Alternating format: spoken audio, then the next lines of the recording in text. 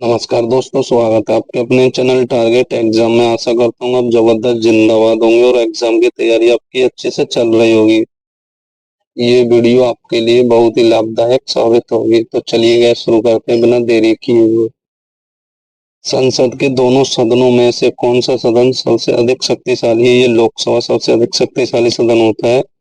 Option B आपका बिल्कुल सही जवाब हो जाएगा। चलिए आगे बढ़ते हैं।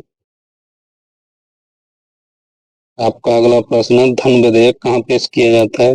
धन विधेयक ये लोकसभा में पेश किया जाता है। ऑप्शन बी इस सवाल का बिल्कुल सही जवाब हो जाएगा। चलिए आगे बढ़ते हैं। आपका अगला प्रश्न है, धन विधेयक पर राज्यसभा कितने दिनों तक विचार कर सकती है? ये 14 दिनों तक धन विधेयक पर राज्यसभा विचार कर सकती है। ऑप्शन बी इस सवाल का बिल्कुल सही जवाब हो जाएगा। चलिए आगे बढ़ते हैं। आपातकाल की घोषणा कौन करता है? ये आपातकाल की घोषणा राष्ट्रपति करते हैं। ऑप्शन बी इस सवाल का बिल्कुल सही जवाब हो जाएगा। चलिए आगे बढ़ते हैं। आपातकाल के कितने प्रकार है? आपातकाल के 3 प्रकार है। कौन कौन से हैं? चलिए देख लेते हैं। ये आपातकाल के 3 प्रकार होते हैं, राष्ट्रव्यापी और राज्यव्यापी और वित्तीय आपात। ऑप्शन सी आपका बिल्कुल सही जवाब हो जाएगा। भारत में आपातकाल सबसे पहले कब लागू किया गया था? ये 1975 में लागू किया गया था। ऑप्शन सी सवाल का बिल्कुल सही जवाब हो जाएगा। चलिए आगे बढ़ते हैं। राष्ट्रपति शासन किस अनुच्छेद में बढ़े थे? राष्ट्रपति शासन अनुच्छेद 356 में बढ़े थे। ऑप्शन बी इस सवाल का बिल्कुल सही जवाब हो जाएगा। चलिए आगे बढ़ते हैं। न्यायिक पुनर्वीक्षण यानी जस्टिशियल रिव्यू की शक्ति किसके पास है? ये उच्च न्यायालय और सर्वोच्च न्यायालय दोनों के पास है। ऑप्शन सी इस सवाल का बिल्कुल सही जवाब हो जाएगा।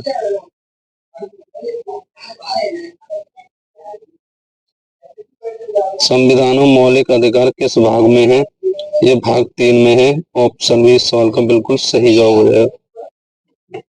चलिए आगे बढ़ते हैं।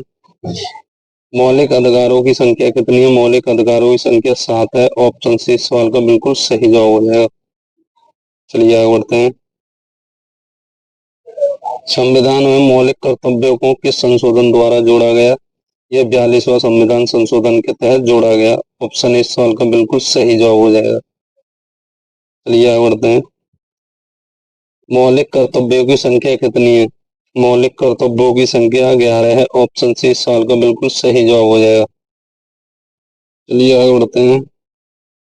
मौलिक कर्तव्यों का आधार किस देश के संविधान से लिया गया है? ये जापान संविधान से लिया गया है। ऑप्शन बी इस सवाल का बिल्कुल सही जवाब हो जाएगा। आपका अगला प्रश्न है, निदेशक सिद्धांत किसके लिए मार्गदर्शक है? ये सरकार के लिए मार्गदर्शक है निदेशक सिद्धांत। ऑप्शन ए का बिल्कुल सही जवाब हो जाएगा। चलिए आगे बढ़ते हैं। संविधान की किस अनुसूची में भाषाओं का उल्लेख है?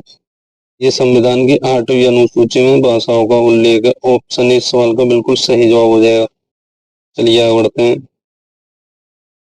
भारत की राजभाषा कौन सी है? भारत की राजभाषा दी है। ऑप्शन में इस सवाल का बिल्कुल सही जवाब हो जाएगा।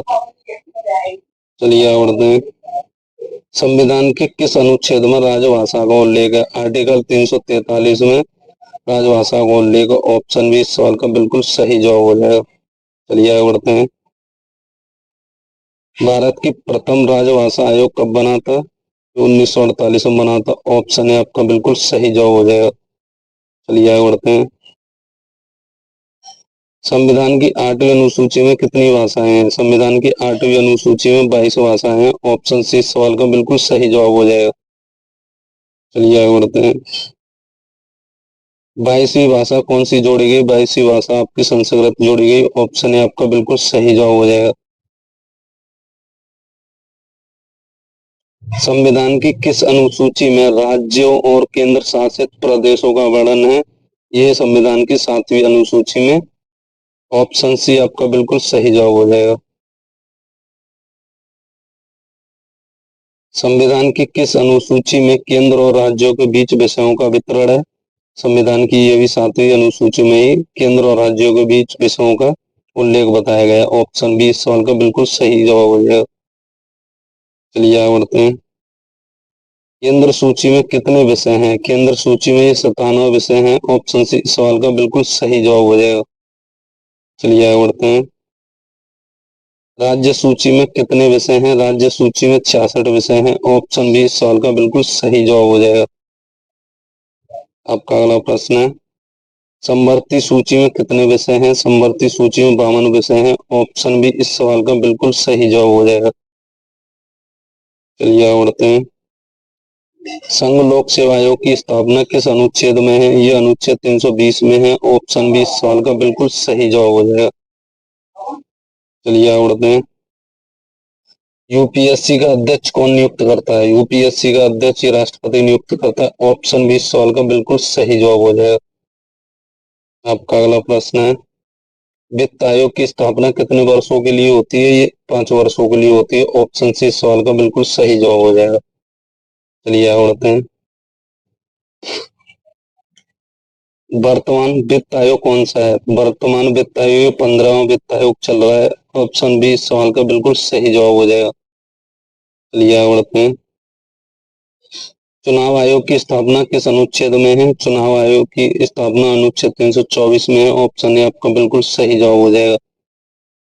चलिए आगे बढ़ते हैं। चुनाव आयोगों में कितने सदस्य होते हैं? चुनाव आयोगों में टोटल 3 सदस्य होते हैं, जिसमें से एक मुख्य चुनाव आयुक्त होता है, 2 सदस्य होते हैं।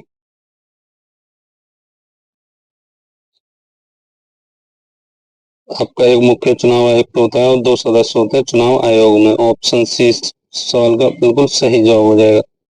चलिए आगे बढ़ते हैं। भारत के प्रथम मुख्य चुनाव आयुक्त कौन थे?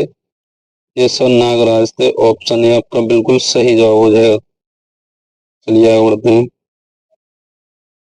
वर्तमान मुख्य चुनाव आयुक्त कौन है? वर्तमान मुख्य चुनाव आयुक्त आपके अजय भल्ला हैं। ऑप्शन बी इस सवाल का बिल्कुल सही जवाब हो जाएगा। चलिए आगे बढ़ते हैं। उच्चतम न्यायालय की स्थापना कब हुई? उच्चतम न्यायालय की स्थापना 1950 को हुई थी। ऑप्शन सी इस सवाल का बिल्कुल सही जवाब हो जाएगा। चलिए आगे बढ़ते हैं। उच्चतम न्यायालय का मुख्य न्यायाधीश कौन नियुक्त करता है? ये राष्ट्रपति नियुक्त करते हैं उच्चतम न्यायालय के मुख्य न्यायाधीश को। ऑप्शन बी इस सवाल का बिल्कुल सही जवाब हो जाएगा। चलिए आगे बढ़ते हैं। उच्चतम न्यायालय में वर्तमान में कितने न्यायाधीश होते हैं? उच्चतम न्यायालय में वर्तमान में आपके 36 न्यायाधीश होते हैं। ऑप्शन डी इस सवाल का बिल्कुल सही जवाब हो जाएगा। चलिए आगे बढ़ते हैं। भारत के प्रथम मुख्य न्यायाधीश कौन थे? भारत के प्रथम मुख्य न्यायाधीश आपके पीवी गंगाधर थे। ऑप्शन ए आपका बिल्कुल सही जवाब हो जाएगा। चलिए आगे बढ़ते हैं। आपका अगला प्रश्न है, राज्यपाल की नियुक्ति कौन करता है? राज्यपाल की नियुक्ति आपके राष्ट्रपति करते हैं। ऑप्शन बी आपका बिल्कुल सही जवाब हो जाएगा। चलिए आगे बढ़ते हैं। राज्यपाल का कार्यकाल कितने वर्षों का होता है? राज्यपाल का कार्यकाल ये 5 वर्षों का होता है। ऑप्शन बी इस सवाल का बिल्कुल सही जवाब हो जाएगा। चलिए आगे बढ़ते हैं। राज्यपाल की न्यूनतम आयु कितनी होनी चाहिए? राज्यपाल की न्यूनतम आयु 35 वर्ष होना आवश्यक है। ऑप्शन सी आपका बिल्कुल सही जवाब हो जाएगा। और 25 वर्ष आपकी प्रधानमंत्री के लिए होता है। राज्यपाल किसके प्रति उत्तरदायी होता है? ये राष्ट्रपति के प्रति उत्तरदायी होता है। ऑप्शन बी इस सवाल का बिल्कुल सही जवाब हो जाएगा। चलिए आगे बढ़ते हैं। पंचायत राज व्यवस्था कब लागू हुई? पंचायत राज व्यवस्था आपके 1992 को हुई थी। ऑप्शन सी आपका बिल्कुल सही जवाब हो जाएगा। चलिए आगे बढ़ते हैं। पंचायत राज व्यवस्था किस संशोधन द्वारा लागू हुई? ये 73वां संविधान संशोधन के द्वारा लागू की गई थी। ऑप्शन सी इसका बिल्कुल सही जवाब हो जाएगा। चलिए आगे बढ़ते हैं। पंचायत राज किस भाग में शामिल है? पंचायत राज ये भाग 9 में शामिल है। ऑप्शन ए आपका बिल्कुल सही जवाब हो जाएगा। चलिए आगे बढ़ते हैं। नगर पालिका किस संशोधन द्वारा लागू हुई? नगर पालिका ये 74वां संविधान संशोधन के द्वारा लागू हुई। ऑप्शन डी इस सवाल का बिल्कुल सही जवाब हो जाएगा।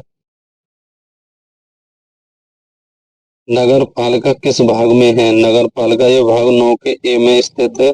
ऑप्शन बी इस सवाल का बिल्कुल सही जवाब हो जाएगा। आपका अगला प्रश्न है, संविधान संशोधन करने की शक्ति किसके पास है? ये संसद के पास होती है। संविधान में कोई भी आर्टिकल चेंजमेंट या फिर संविधान संशोधन होता है तो संसद के द्वारा ही होता है। ऑप्शन बी इस सवाल का बिल्कुल सही जवाब हो जाएगा। चलिए आगे बढ़ते हैं। भारतीय संविधान को अब तक कितनी बार संशोधित किया गया है? ये 105 से ज्यादा बार भारत के संविधान में संशोधन हुआ है। ऑप्शन बी इस सवाल का बिल्कुल सही जवाब हो जाएगा। चलिए आगे बढ़ते हैं। भारत का संविधान विश्व का सबसे लंबा लिखित संविधान क्यों माना जाता है? क्योंकि इसमें अनुच्छेदों की संख्या सबसे अधिक है और अनुसूचियों की भी संख्या सबसे अधिक है।